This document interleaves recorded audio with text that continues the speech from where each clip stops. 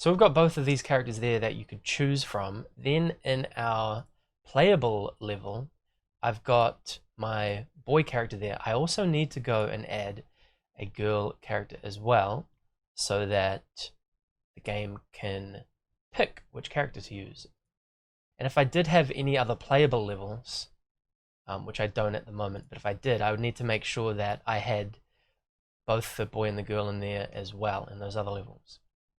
Okay, back to our character select. Now we want to make these buttons tell the game which character we've chosen. Okay, let's start with this character here. We're going to add a script to them, and we want to detect when the player presses this. So we want to go to events and grab when player presses myself.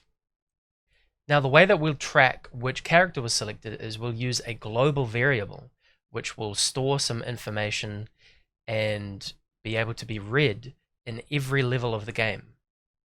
And every object can access this information. So we'll go to global and local under variables, global and local, and we want to create a global variable.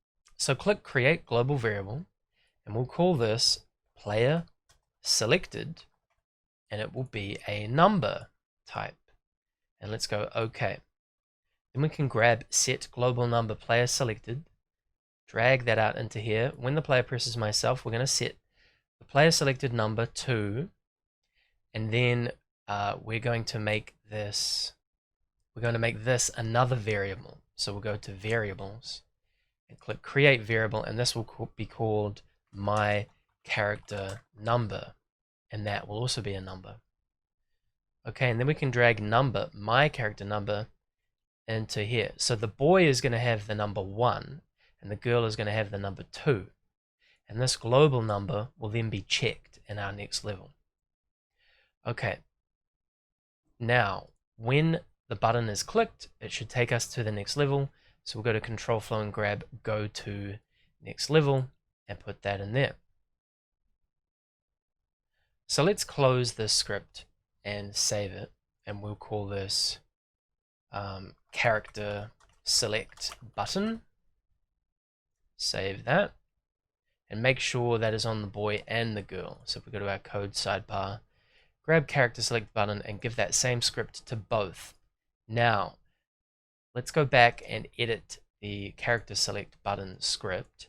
This global variable needs to take in the value of this my character number variable, but right now this variable does not have a value. It has no number assigned to it. So we can make this a public variable, and then we can access it in our properties panel, and I'll show you how to do that. So let's click on the script properties menu up in the top left, and we want to tick my character number to make it public, and let's give it a default number of 1. And then we can click done, and then we can close that script and save it. And now if we click on that character there, we can see in the properties we now have this variable, my character number, and we could make this 1 or 2, or we could make it any number we want. I want the boy to have a number of 1 and the girl to have a number of 2.